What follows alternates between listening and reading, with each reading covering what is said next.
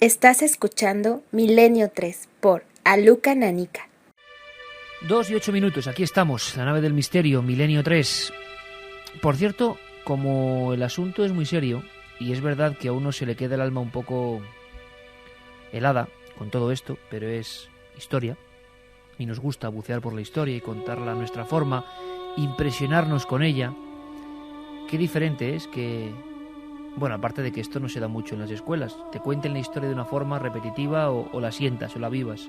Seguramente muchísimas personas esta noche han sentido algo parecido a lo que hemos sentido aquí nosotros charlando con nuestro amigo Álvaro Colomer y rescatando algunos datos. Ese mensaje que nos enviaba un amigo desde Benidorm, que se encuentra esas fotos amarillentas llenas de cadáveres en una empresa alemana, nos ha parecido algo tan estremecedor que en fin, quiero agradecérselo, ¿no? Porque se demuestra siempre que los amigos del 7640 y del mail milenio3@cadenaser.com están ahí siempre dispuestos a ayudar.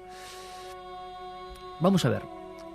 Una pequeña noticia buena, chicos, porque si no esto es muy serio, antes de que Juanje nos cuente alguna cosa que nos tenía preparada de esos genocidios que no son tan conocidos. Y es que me contaban los compañeros de cadenaser.com precisamente, y quería comentarlo. Fijaos qué impresionante, porque sabéis que mucha gente ya se descarga el programa, ¿no?, de diferentes webs, por ejemplo ikerjimenez.com, cadenaser.com, y que hay el llamado podcast, ¿no?, que la gente se lo va bajando. Bueno, pues me daban algunos datos solo del podcast oficial y del de la cadena Ser, y es que es tremendo. Es bastante tremendo, ¿eh?, el número de descargas cada semana del programa.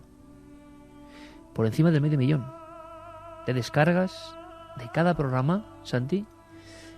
Son muchas descargas, ¿eh? Es el programa en castellano más descargado y, como nos han comunicado algunos datos, es bueno decirlo, ¿no? El programa en castellano de radio más descargado a la semana, a veces por encima, a veces circunvalando esa cifra mágica, que bueno, va a haber un momento en que ya casi sea más que el propio EGM, ¿no? Quiere decir, el impacto mundial del programa está ahí. Más de 500.000 de descargas de Milenio 3 a la semana, ni más ni menos. Y con ese buen dato, que os agradecemos enormemente, pues queremos saber algo más de una historia no muy conocida, desde luego.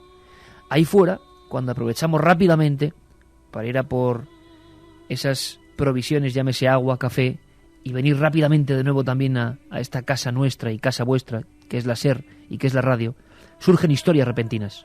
Me ha contado un par de detalles Juanje Vallejo, que yo me he quedado tan estupefacto, que he dicho, bueno, cuéntamelo ahora con calma, porque hay otro, haremos un ranking, pero hay otro gran genocidio que decía Juanje que deja casi en mantillas lo que pasó, es mucho decir, pero lo que pasó en Alemania y en Centro Europa.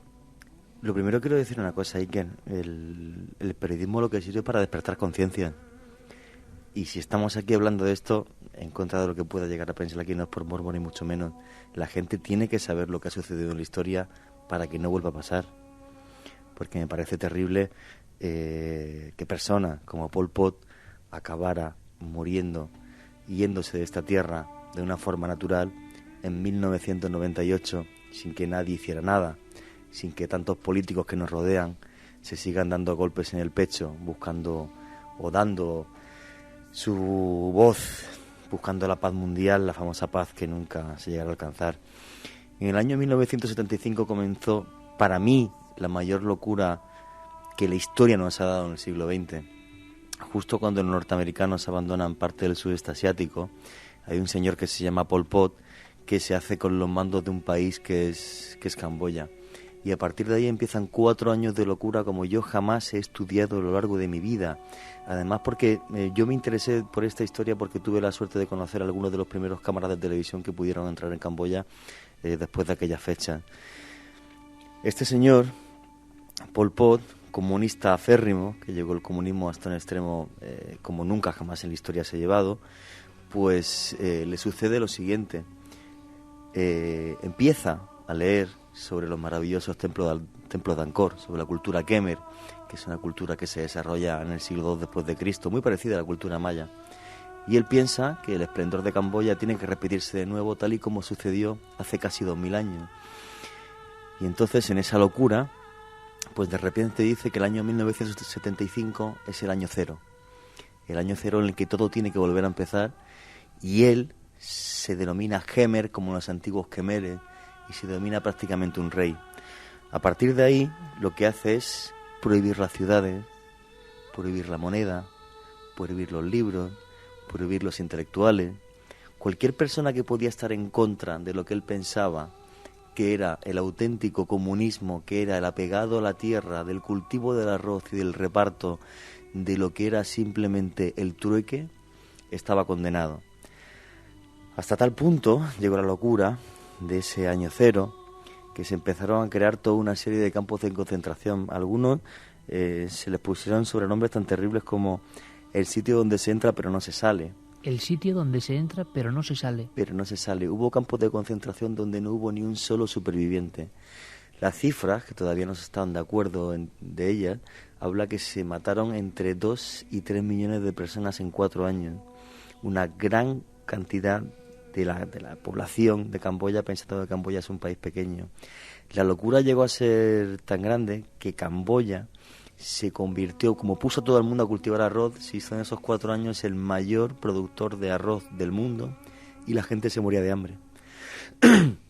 Lo que hacía Pol Pot, cuando alguien pensaba o sospechaba que pertenecía a una cultura urbanita, que podía tener la tentación de escribir un libro o un simple artículo, que quería comerciar fuera de lo que era, digamos, su régimen, era no solamente condenarle a él llevándolo a un campo de concentración, sino condenaba y mataba a toda su familia, su padre, sus hermanos, sus hijos, sus primos, todo el mundo. Absolutamente nadie se salvaba. Si hoy uno visita Camboya y visita esa locura del año cero y puede ir a ver varios campos de concentración, pues podrá ver, por ejemplo, en Phnom Penh, en la capital, uno de los lugares más terribles del mundo que existe en este pleno siglo XXI. Se conoce como el árbol de los niños. Los recién nacidos eran condenados a muerte, pero allí no había cámaras de gas como con los nazis. Los recién nacidos se les llevaba al lado de un árbol, se les cogía por los pies, se les rompía la cabeza contra el madero y se les tiraba a un foso común, y luego se les enterraba. Eso pasó durante 4 años con la complicidad del silencio mundial, de ese mundo que hoy, entre comillas, no gobierna. Y por eso digo que el periodismo sirve para despertar conciencia. Y fue Vietnam, un país pobre, el que estaba fronterizo con él, el que hacía frontera, el que dijo de repente un día: o entramos en Camboya o no va a quedar absolutamente nadie. Los vietnamitas entraron y acabaron con el régimen de los Khmeres rojos, de esos resucitados reyes de los templos de Angkor. Pues Pol Pot murió de viejo en 1998 en medio de la selva, sin que nadie condenase en absoluto ni uno solo de esos casi 3 millones de asesinatos que provocó.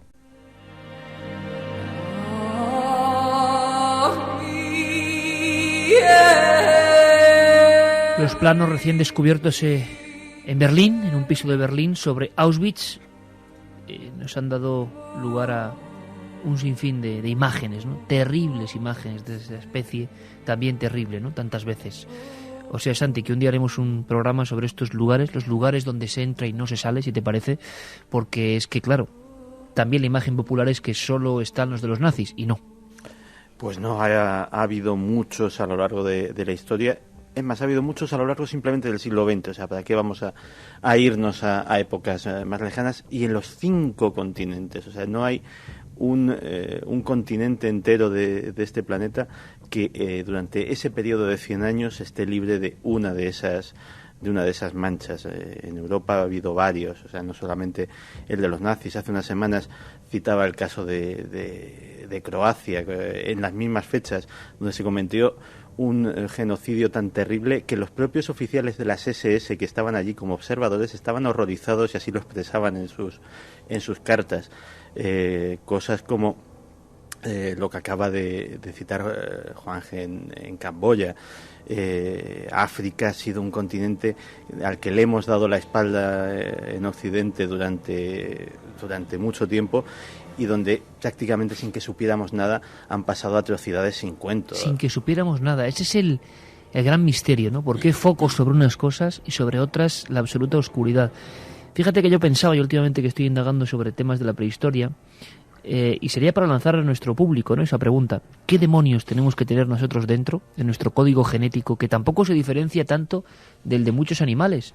Pero claro, es que muchos animales se comportan de forma muchísimo más leal que nosotros, desde el principio del tiempo, matándonos unos a otros. Y hay quien dice que incluso el Homo sapiens exterminó a su hermano menos evolucionado como si fuera un Caín, ¿no?, a los neandertales. Es una de las teorías, pero parece que ese Homo sapiens, que somos ya nosotros, piensa como nosotros, da la vida con violencia, también con arte, también con magia, también con evolución mental, pero también con esa violencia innata que da la sensación que nunca se alejará de este planeta, ¿eh?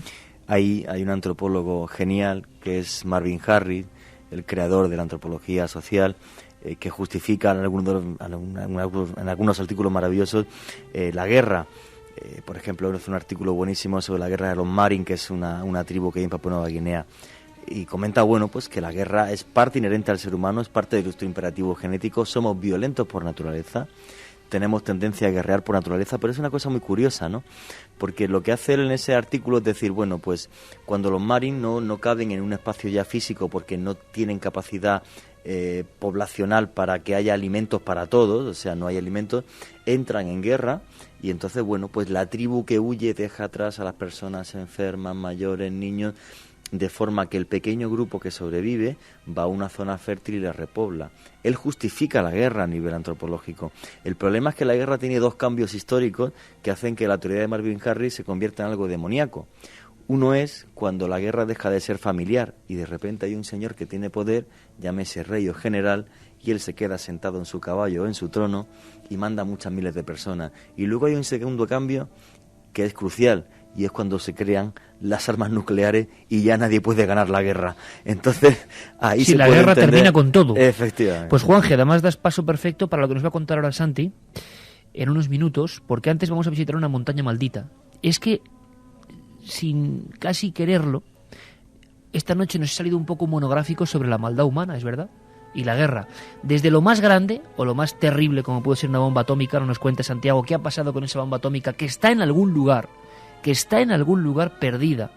Ahora mismo, a las 2:20, en algún lugar de este planeta está esa bomba, y Santi nos lo va a contar. Pero fijaos, de lo más grande a lo más pequeño, porque vamos a ir a un pueblo del Pirineo donde la gente se ha matado por una montaña, Thor, la montaña maldita, durante años. O sea, que da igual que haya una azada o haya un gas ciclón B, una piedra o un árbol donde estampara ese pobre bebé. La violencia innata del ser humano por el dominio del otro, ¿no? Es como para reflexionar profundamente. Y esta noche tan especial siguen llegando mensajes y imágenes impresionantes. Repito, tenemos un sorteo de 2 libros, 3, pero interesantísimos, como La senda del chamán a la otra puerta, entre quienes escribáis. Y a veces nos mandan imágenes como esta, Carmen. Sí, Ramón Herrera desde Tenerife nos mandaba un dibujo hecho por un preso de Dachau, en el que se muestra como si fuera un barracón, y saliendo de ese barracón un ser, vamos a llamarlo así, entre animalesco y humano, una cosa terrible, mientras hay una fila interminable, la estamos viendo debajo, que parece entrar en ese barracón. Es un dibujo tremendo, ¿eh? Y de esa casa de un del preso. horror que parece tener boca es de donde sale esa figura demoníaca. Quizá el humo, ¿no? El humo provoca, el humo de las cenizas humanas provoca esa figura fantasmagórica. Nos ha mandado varias imágenes de ese campo de concentración, y a lo mejor, si nos lo permite, pues en la página web en ikerjimenez.com pondremos ese dibujo, porque tremendo. Es muy significativo para que toda la gente lo vea. Vamos, dejamos que Santi vaya preparando sus artilugios para su sección, también querida por todos vosotros, sobre esa bomba nuclear, última hora. ¿Qué ha pasado y por qué nos enteramos ahora, Santi? Nos lo cuentas. Pero antes, ese viaje al Pirineo. Primer guía, Carlos Cala. Esta noche subimos a lo alto de una montaña maldita. Se encuentra en Thor, en los confines del Pirineo leridano. Su historia es la crónica de asesinatos, misterios, venganzas y, ante todo, del odio. el odio imborrable que se enquista en algunos pequeños pueblos.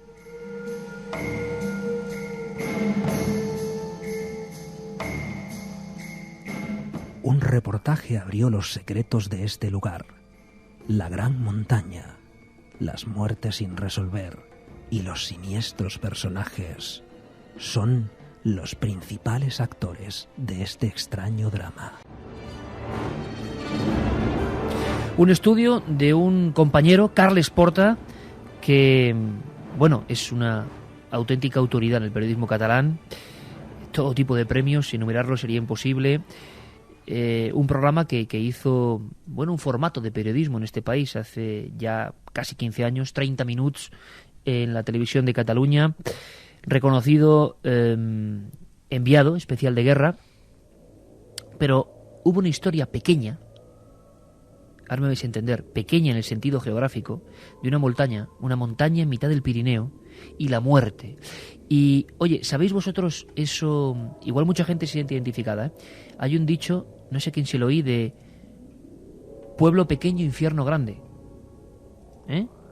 Es decir, los amores son muy amores, pero las rencillas, las disputas, las envidias son terribles. En un pueblo cuanto más pequeño, más. ¿Cuántas historias? Ahora que está tan de moda hablar, y lo escuchasteis hace unos días aquí en Milenio 3 a Roberto Saviano con el tema de la camorra, con periodistas perseguidos. Bueno, en España también hay periodistas que han tenido algún que otro problema por informar, por meter el dedo en la llaga en ciertos lugares tan lejos de todo, donde casi nadie entra. Pero es un micromundo donde hay muerte, donde hay cráneos destrozados, donde hay gente, fíjate Carmen, gente que va con guardaespaldas, pero varios, en el Pirineo. Es una historia extraordinaria. El informe, el libro, La montaña maldita, Thor, del gran periodista Carles Porta. Además, un nombre Thor, ¿no?, que nos recuerda un poco al dios del trueno, ¿no? Thor. En fin, todo eso y mucho más. Carles Porta, amigo, buenas noches. Buenas noches, Iker, muchas gracias. No, gracias a ti, desde luego, porque yo creo que en este libro se recupera un poco esa esencia que a veces parece que se ha perdido un poco, ¿no? Que es la de... no sé si mucha gente estará de acuerdo o no, pero yo desde luego me identifico muchísimo, el periodista que de verdad se siente sanamente obsesionado con una historia. ¿A ti te pasó, no? Hombre, sí, incluso demasiado, porque fueron 8 años de investigación y ahora sigue durando. O sea que, además, claro, estamos ante un libro que se lee como una novela, pero en el que todos los personajes, bueno, los que están vivos son reales y están ahí. O sea que muchos me llaman y algunos contentos, pero la mayoría pues amenazando de romper piernas y cosas de estas. Pero bueno, ahí está el tema, todo es real, todo es verdad, y la verdad es que fue un placer escribirlo, y es un placer pues que gente como tú se hayan fijado en este libro y otra gente que se ha ido fijando, pues que bueno, pues que es un orgullo haber podido estar 8 años en una historia. Un pueblo ya con un nombre singular, ¿no? Thor, y una montaña. Y unos vecinos que al parecer llegaron a un acuerdo para ser propietarios de la montaña.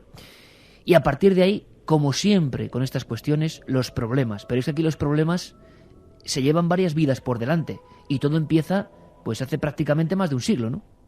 Sí, empezó a finales del siglo XIX. Como tú dices, los vecinos de aquella época, cuando veían que llegaba el nuevo Código Civil, decidieron hacerse dueños de las tierras que les daban la vida, que eran los pastos y la madera. Y al cabo de los años, después de la Guerra Civil, en la posguerra, con el hambre, la mitad del pueblo se fue y se quedaron muy pocos. Pero a finales de los 70, principios de los 80, permítanme recuerde que esta montaña es una montaña enorme que linda con Andorra, y en la que hay mucha nieve, y un andorrano quiso hacer ahí unas pistas de esquí que serían como 2 veces Baqueira Beret. Y ahí empezó el cirio, porque hay unos estatutos en los que dice que solo son dueños los que viven todo el año en Thor. Y Thor es el pueblo más alto del Pirineo, de todo el Pirineo. Y es imposible vivir ahí. En el siglo XIX sí se podía vivir, pero en el siglo XX pues se convirtió en imposible.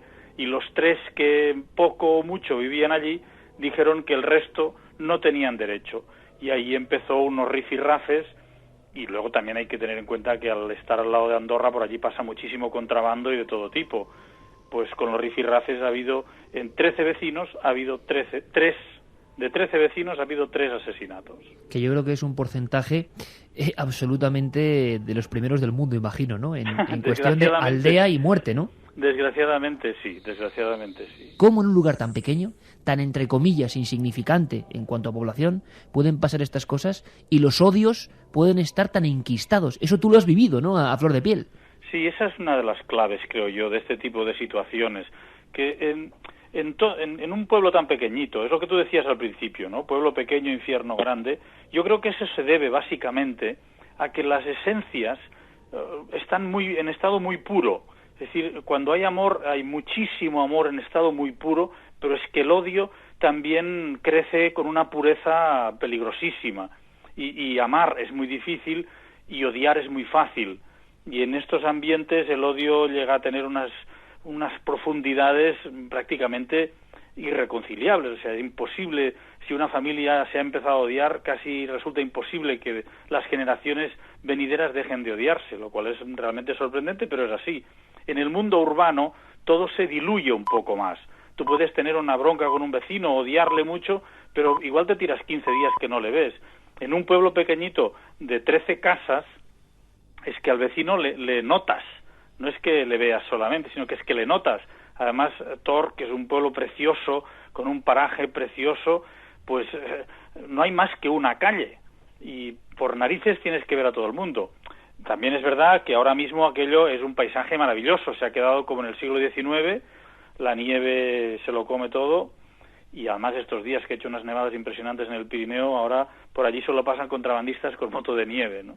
La guerra civil deja sus secuelas, no la guerra civil, sino la posguerra, ¿no? Las refriegas que hay ahí. No, y la guerra civil también. También, que hay incendios. Es un pueblo que da la sensación, como tú pones en el subtítulo, La montaña maldita, que muy bien tratado por los acontecimientos no ha sido, ¿no? A lo largo de su crónica histórica. No, desde luego. Es esa concentración de esencias. Allí una de las cosas que más sorprende también, al ser una zona fronteriza, ha habido contrabando toda la vida de todo, y los mismos vecinos se han ocupado durante muchísimos años y se ha enseñado de padres a hijos las rutas de contrabando. Lo que primero era lana, después fue café, pero en la guerra civil fue primero salida de republicanos, luego también se produjo durante la Segunda Guerra Mundial, había por allí una ruta de evasión de judíos que huían de Francia a través de Andorra y a través del Pirineo hacia España, pero los mismos pasadores también se ocupaban de pasar luego a nazis que huían de los aliados, ¿no? Y ahora pues tabaco, pero allí ha pasado droga, y ha pasado armas, y ha pasado de todo. ¿Quiere decir que esa gente son contrabandistas? No, en absoluto. Generalmente los que viven allí son los que menos hacen de daño, por decirlo de algún modo, ¿no? Sino que son los que conocen las rutas y las indican a los que quieren pasar, ¿no? Y evidentemente es una zona muy delicada porque al ser fronteriza, además está muy lejos de todas partes, ¿no? Un abogado de los que ha estado interviniendo allí durante muchos años decía, es que Tor está muy lejos, ¿sí? Aunque hoy en día se puede llegar desde Barcelona en 2 horas y media, lo cual es sorprendente, hace unos años era muy difícil, y para que la policía llegue a Tor pues pasaban 2 horas. Claro. Imagínate qué se puede hacer antes de que la Guardia Civil o la policía o los Mossos de Escuadra ahora mismo lleguen, ¿no? Puedes matar a todo el pueblo. Hubo hace unos 30 años algunas refriegas también con doble muerte entre clanes. Ahora que se está hablando tanto de estas historias de la camorra o de familias enfrentadas con el asunto del escritor Roberto Saviano y demás, eso no es tan lejano. Ha habido a otros niveles pueblos muy pequeños donde personas se han puesto en un bando y en el otro. Hay grandes ejemplos y tristes de ello, pero en Tor también ocurre algo parecido, ¿no? Sí, Tor, a partir del año 77, en el que llega el andorrano con la idea de comprar la montaña y convertirla en un gran complejo hibernal, y además controlar el paso de contrabando por allí, se crean 2 bandos, el bando de Sansa, que era uno de los caciques, y el bando de Palanca, que era el otro cacique, y entre ellos pues hubo 2 muertes. Y es sorprendente porque esto es hace 4 días, ¿no? En el año 81 en Thor la gente iba con guardaespaldas. Con guardaespaldas. Y iban con la escopeta colgada a la espalda o dormían con la escopeta debajo de la almohada. Esto explicado por ellos. Y el verano de 1980 y el verano de 1981, pues la gente no dormía. Iban con la escopeta para arriba y para abajo.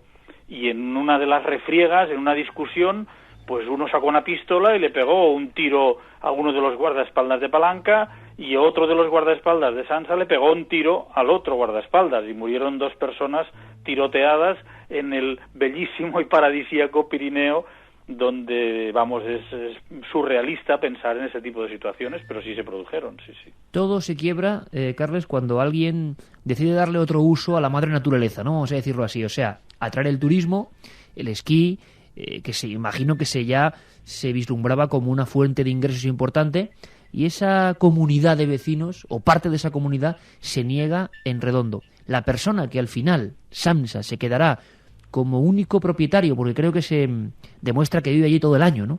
De esta montaña, aparece muerto, pero aparece muerto con una alevosía, vamos, digna de portada del caso de la época, vamos. Mira, los Sansa y los Palanca se han odiado toda la vida.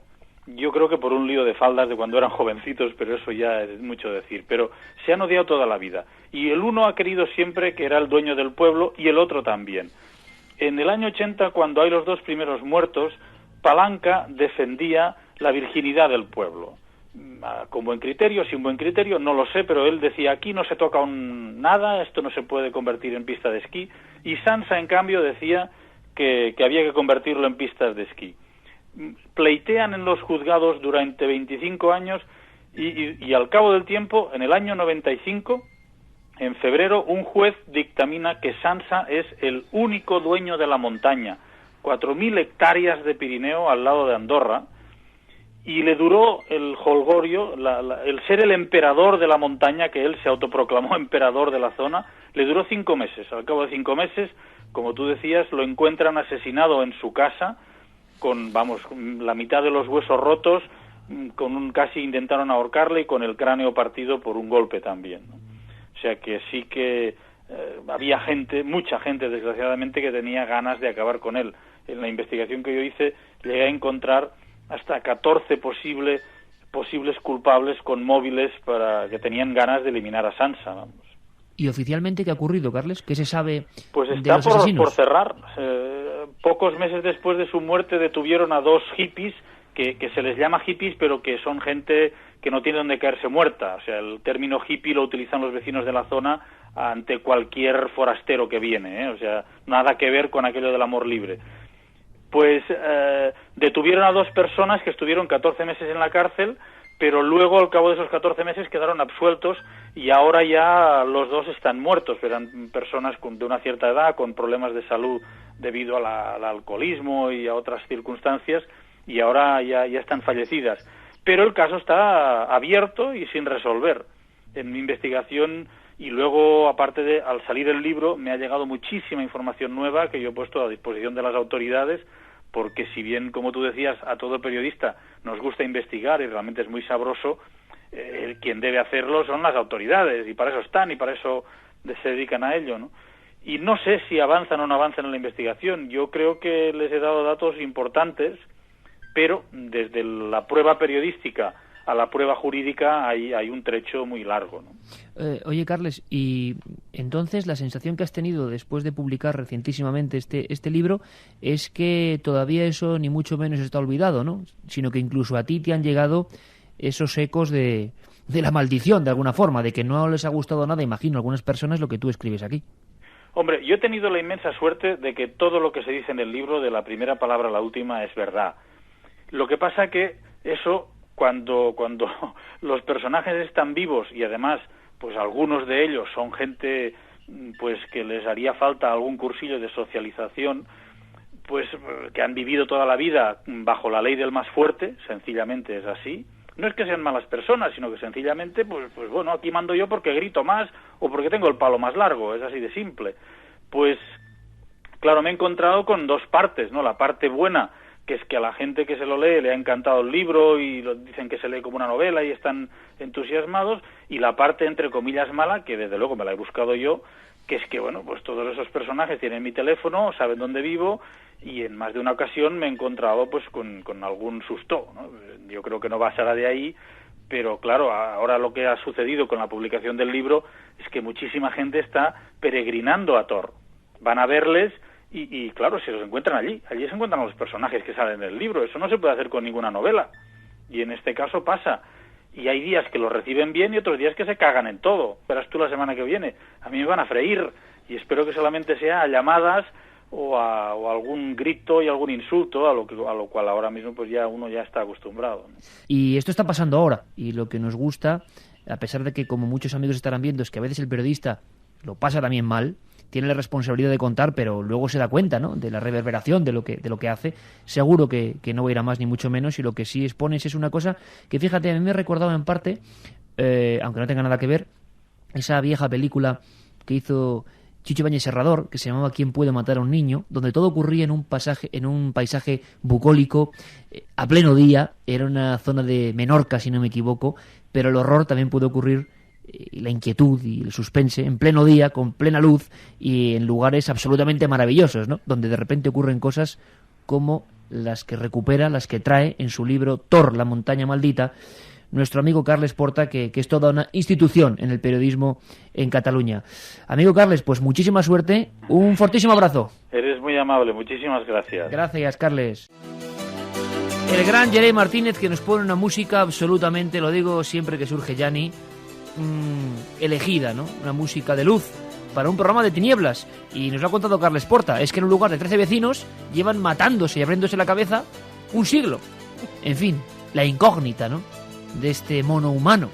Es increíble, ¿eh? Todo el día matándonos uno a otro. A ver si un día también, ojalá, aprendemos algo. De la Segunda Guerra Mundial, de los genocidios inmensos, a las terribles rencillas, odios y envidias que pueden ocurrir en un pueblo con 13 casas. Menuda historia. Por cierto, antes de que Carmen lea algunos mensajes y que venga Santi con la bomba, sí me gustaría mandar un saludo a los amigos que hacen la revista Milenarios, porque han hecho una revista maravillosa. Quiero agradecérselo porque, caramba, es una revista totalmente profesional que se puede ver en la web, revista Milenarios, y te hacen una entrevista, un dossier, Carmen. El día que hagan el dossier de Juanje, tienen que hacerte revistas. ¿Por qué? una grapada a la otra, ¿no? Como nos empieza a contar historias. No, hay que agradecérselo a milenarios.tk, porque la verdad es que es una entrevista preciosa con unas fotografías que han elegido. Hay una que está Juanje con Carmen, y esa fotografía es genial. No te lo puedo creer. Sí, sale Juanje hablando y Carmen mirándole con una cara. En fin, No te lo puedo sí, creer. espíritu del programa. Sí. Tengo que O sea, ver la la pura entrevista. realidad. ¿No la has Revista- visto todavía? No. Revista Milenarios. Sí, es que... Esta noche, conforme se acabe el programa. Sí, número 6 ya, ¿eh? De verdad Que mil gracias, porque sé que está hecha además con mucho cariño todas las preguntas que me hicieron, que podía cualquiera mandar sus preguntas, y bueno, algunas ahondaban ahí en temas espinosos, pero la verdad es que me encantó contestar a todas porque saben que yo nunca me callo Hay nada. por ahí varios cracks, ¿eh? Hay un tal Diegus y varios que de verdad son gente muy entusiasta, que sin nada a cambio, más que el hecho de publicar, hacen un trabajo puramente profesional. Y de verdad que es muy bonito. Mucha gente por ahí, en los foros, en internet. Y lo decimos ¿por qué? Porque precisamente esta noche hemos sabido eso, ¿no? Que 500.000 de amigos se acoplan al más de 500.000, a mucho más que habitualmente nos escucha. Entonces uno se queda con una gran satisfacción y una gran responsabilidad. Gracias por ser tantos en esta tertulia de amigos que se preguntan las grandes cosas de la vida, que por desgracia habitualmente casi nadie se pregunta, pero somos muchos, cada vez más, y estamos muy contentos por ello. Vamos con mensaje, Iker. 7640, palabra clave milenio, espacio, y vuestros mensajes son milenio3 con número @cadenaser.com, que esta noche sorteamos 3 libros: El Fakir, de Ramiro Calle, La Otra Puerta y La Senda del Chamán, entre todos los que nos manden un mensajito. Hola, soy Jonay Y de lista de Canarias. libros, Sí, luego la damos. Soy Jonay de Canarias. Este programa de hoy es muy duro, pero la historia hay que contarla. Habláis de Thor, pero hay pueblos malditos en Lleida, como Gurb, como cuentan en el Pallars Jussá. GURB. Bueno, pues habrá que investigar. En el pueblo de unos familiares hace unos 30 años asesinaron a una anciana y la gente aprovechó la situación para culpar del crimen a sus enemigos. Al final encarcelaron a un hombre que no la había matado solo por el simple hecho de que era el que más rivalidades tenía en el pueblo. Nunca se supo quién fue el culpable. El gen de la violencia y el de la curiosidad han convertido al ser humano en el rey de la creación. Besos, Ana, desde Madrid. Interesante reflexión, ¿eh? El gen de la violencia y de la curiosidad. Ambas cosas y posiblemente la creación del lenguaje y del arte nos hacen diferentes al resto de la naturaleza, ¿no? Curioso. Dicen que Camboya fue casi un genocidio cultural. Te mandaban a los campos por tener gafas o saber leer. Tuvo que intervenir el ejército de Vietnam. Por tener gafas. Sí, pues simplemente por intentar escribir, por tener dinero o por ser urbanita, o sea, por querer salir del campo y volver a la ciudad. Por eso, pena de muerte. Una chica de Guecho, que así firma, nos dice que hoy a las 12 de la noche ha empezado la primera marcha mundial por la paz. Esperemos que esto no vuelva a ocurrir. Alberto desde Mallorca dice que gracias por informar de todo lo que sucedió en estos lugares, que hacemos un trabajo informativo y de gran solidaridad. Gracias. Lo que da miedo del Holocausto es que tanta gente cometa tal horror por una teoría propia de un loco. ¿Tan fácil es manipular y cegar a un pueblo entero?, se preguntaba Verónica desde Zaragoza. José Dontillet dice que menuda noche, con un nudo en la garganta, está en la fría soledad de un hotel lejos de los suyos. Un abrazo, José. Estuve en Auschwitz y allí se sienten cosas, emoción y dolor, nos dice Ana desde Vitoria. Estuve en el Museo Yad Vashem en Jerusalén. Me impactó mucho, sobre todo la maqueta de una cámara de gas y la historia de Janusz Korczak, nos dice Vega desde Salamanca. Mi hermano fue a Auschwitz y vio una habitación llena con toneladas de pelo de prisioneros. Los nazis fueron todo lo malo que podría la humanidad llegar a ser. Bueno, y con ese pelo incluso fabricaban calcetines y bufandas. Así que fíjate. Estuve en Auschwitz y Dachau. Lo peor, la tela hecha de pelo humano. En Francia, el campo Nathweiler-Sturford, que me perdonen las pronunciaciones, tenía una pequeña cámara de gas para conseguir esqueletos intactos. Nos lo decía Mark desde Londres. Luego seguimos, lista de libros, sabéis que sorteamos y va a ser en nada, y todos los que votáis entráis siempre en ese último sorteo. Regalo de Navidad, ¿no? Regalo de Navidad, 40 personas aquí con nosotros. Aquí con nosotros, con todo el equipo, claro. Pues vamos con esa lista. En primer lugar, Caballo de Troya, de JJ Benítez. Segundo, Iker ahí jugándote el primer puesto, La Noche del Miedo. Dioses, tumbas y sabios, Mira, eso por el que apuesta Juanje. Que es un gran libro, ¿eh? A mí me parece un libro maravilloso. El retorno de los brujos. De Santi. No de Santi. Por cierto, Santi, felicidades, ¿eh? 20 grandes mentiras de la historia. Fraudes. Casi. Fraudes. 20 grandes fraudes de la historia. Sí, señor. Con EDAF. Con EDAF y... ¿Está ya en la calle? Yo creo que si no está, le queda una semanita. Bueno, pues haremos un programa. Santi, como siempre, enhorabuena. Y sortearemos algunos de tus libros, Santi, Claro que así sí. se los mandas firmados. Después del retorno de los brujos, y gracias a María Gómez, que me está venga a votar, Misterios de la Iglesia, pues el primero de mis libros. Después Iker, El paraíso maldito, 100.000 kilómetros tras los ovnis, La Biblia, Drácula, y en 10º puesto, La Dama Azul, de nuestro amigo Javier Sierra. Aún hay tiempo para votar. Elegimos los 7 libros del misterio. Y también podrían entrar aquí las películas dentro de un tiempo. Por cierto, luego hablamos, ¿qué pasó con Linda Blair? ¿Cómo fue su historia? Mucha gente cree que murió, que tuvo terribles depresiones después de participar con tan solo 13 años en El Exorcista. Vamos a saber algo más de ella.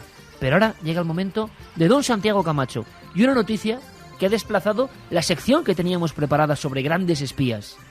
Pero es que la actualidad es así, hay que tomarla al vuelo. Y nunca mejor dicho lo de vuelo. Una bomba perdida. Esto pone los pelos de punta. Santiago Camacho.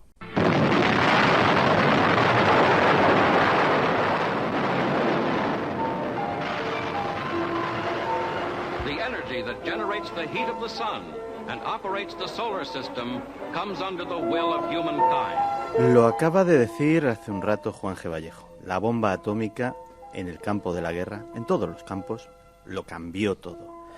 En nuestro vocabulario entraron expresiones nuevas: invierno nuclear, ataque preventivo, fisión, y una en particular, Broken Arrow, flecha rota.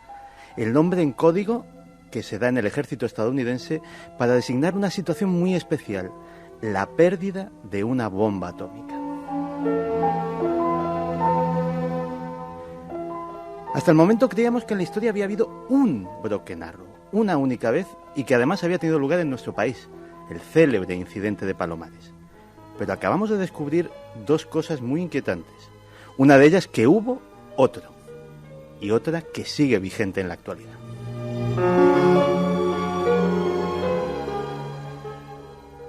En el precario equilibrio de la estrategia de destrucción mutua asegurada, es decir, que si alguien iniciaba un ataque, prácticamente era imposible que ganase la guerra porque el otro bando terminaría arrasando también su territorio, en esa estrategia había un lugar específico que tenía una importancia clave, la base norteamericana de Thule, en Groenlandia, la base más al norte del mundo, el lugar que estaba más cerca de Rusia de todo el territorio estadounidense. Allí se emplazaron un ala de bombarderos B-52 cargados con armamento nuclear.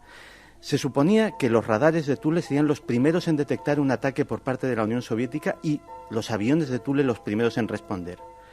Más adelante, cuando empezaron a haber misiles, se pensó que el primer sitio atacado, y a lo mejor de improviso, era precisamente esa base aérea de Thule. Entonces se recurrió a una estrategia.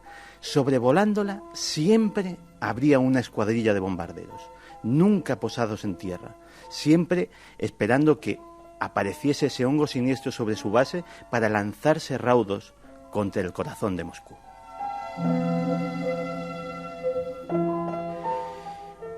Aquello fue la operación Cúpula de Cromo. Era una cúpula protectora para los Estados Unidos.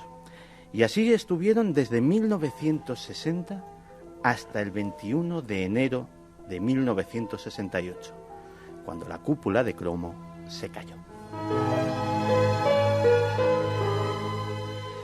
Uno de aquellos bombarderos, cargado con 4 bombas atómicas, se estrelló en el hielo de Groenlandia. Automáticamente se pusieron en marcha todos los mecanismos de recuperación y rescate. Prácticamente no quedaba nada, apenas fragmentos. Pero fue recogidos los restos del avión, lo que se suponían que eran los restos de las bombas atómicas, y el incidente quedó zanjado para siempre. Para siempre no. Recientemente, un equipo de investigación de la BBC ha descubierto la verdad.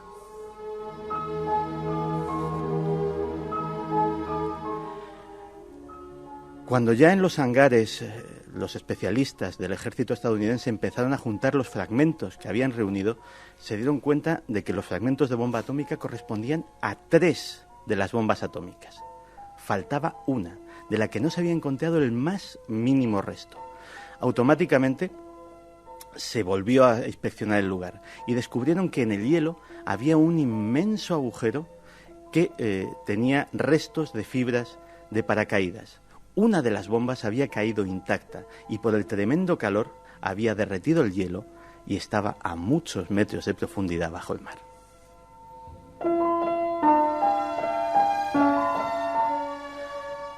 Se hicieron varios intentos de rescate, incluso se envió un submarino nuclear para intentar recuperar el artefacto. Pero todo fue en vano. Y de hecho, ahí sigue.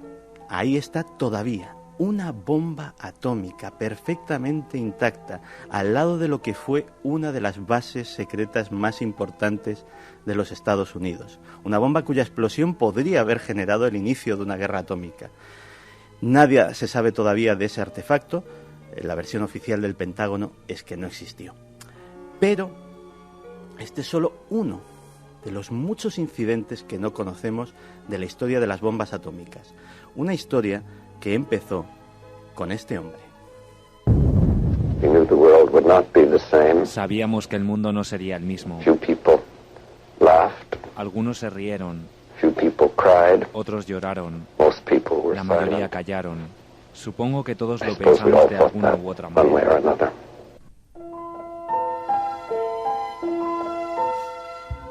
Era Robert Oppenheimer, el reconocido como padre de la bomba atómica. El 16 de julio de 1945, en Alamogordo, Nuevo México, tuvo lugar la primera explosión nuclear. De hecho, Oppenheimer lanzó un órdago importantísimo. Había incluso quien decía que los efectos finales no se sabrían, que a lo mejor aquello, como se dice ahora con el colisionador de hadrones, provocaba una reacción en cadena que nadie parase y fuese el fin del planeta. Aún así, Oppenheimer dio el visto bueno. Cuando explotó aquella bomba, su colaborador, Kenneth Bainbridge, simplemente dijo: ¡qué hijos de puta somos!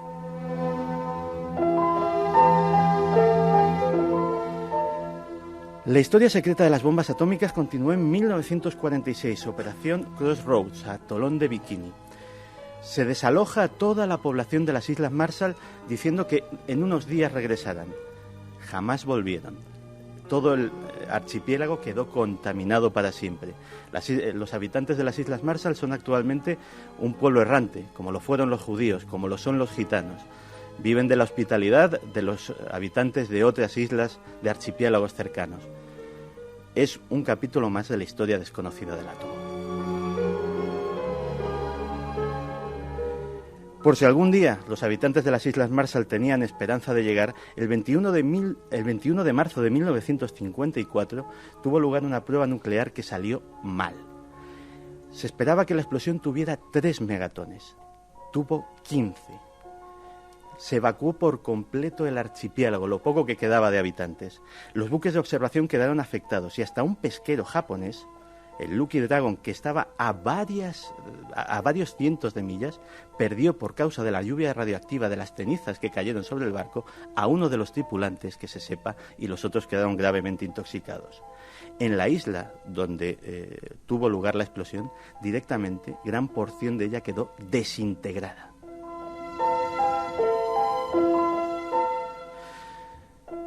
Y podríamos hablar de más cosas. Hablamos hace poco de los veteranos que participaban en aquellas maniobras, explotándoles bombas nucleares a pocos kilómetros, de la Asociación Nacional de Veteranos Atómicos y de tantas y tantas historias. Porque en la historia del átomo, como hemos visto con esta noticia de hoy, no todo está dicho.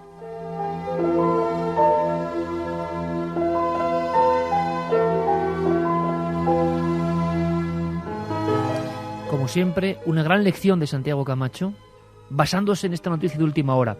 Y yo me pongo en el lugar de muchísimos amigos que estoy seguro que tienen un nombre, Santi, y aunque sean estos 3 minutos que quedan, me gustaría que nos contases algo. He leído mucho. La última vez que se unían los dos términos es en el libro Historia del Tiempo de Stephen Hawking. La extraña relación de Albert Einstein y la bomba atómica. Es decir, hay personas que creen que Einstein ayudó teóricamente a hacer eso. Y hay quien piensa que, se comenta, por lo menos lo dice Hawking, que temiendo que el mundo del nazismo del que hemos hablado pudiera aprovecharse de algunos conocimientos, lo brindó en bandeja al bando aliado. Puede ser por otra sección, Einstein y la bomba atómica, pero podríamos contar algo, porque es como la gran pregunta que siempre está. ¿Y qué relación espinosa hubo entre ambos nombres y términos? Hombre, desde luego es absolutamente impensable que Robert Oppenheimer, sin la contribución del trabajo anterior de Albert Einstein, pudiera haber llegado a desarrollar la bomba atómica. Durante toda su vida, después de la Segunda Guerra Mundial, Albert Einstein fue uno de los mayores activistas en contra del armamento nuclear. Dejó muchos escritos al respecto. Y de todas formas, el miedo o el posible miedo que citaba Hawking con respecto a que los alemanes se hicieran con una bomba atómica estaba más que justificado. Hay un incidente que todavía no está suficientemente bien investigado. Hay un libro escrito al respecto, pero todavía queda mucho. En un sitio que se llama Ohrdruf, en el estado sudoriental de Turingia, en Alemania, el 3 de marzo de 1945, los habitantes notaron algo anormal. Y ese algo anormal fue una explosión enorme, con un flash de luz, con una nube en forma de hongo. Los testigos y habitantes de la zona sufrieron náuseas y les sangró la nariz durante días después de la explosión. Y parece ser que incluso hay testigos que hablan de una quema masiva de cadáveres durante los días siguientes. Esos cadáveres estaban sin pelo, tenían ampollas y la carne como al rojo vivo, decían gráficamente. Parece ser que pudieron probar un artefacto muy rudimentario, de muy escasa potencia, porque el problema que tenían los alemanes no era tanto teórico como la disponibilidad de material fisible para hacer un artefacto viable. Y eso cambiaría mucho la historia. También se ha hablado de que incluso había bombarderos preparados ya para hacer incluso viajes transatlánticos llevando un artefacto, y que otro de los problemas era que intentaban reducir en lo posible el artefacto como para meterlo en un avión capaz de cruzar el Atlántico. Lo dejamos pendiente para una sección porque es una historia apasionante. Ni más ni menos, la relación de Albert Einstein con la bomba atómica. Volvemos con aventura, con viajes, con declaraciones importantes y espectaculares. En fin, ahora mismo en Milenio 3.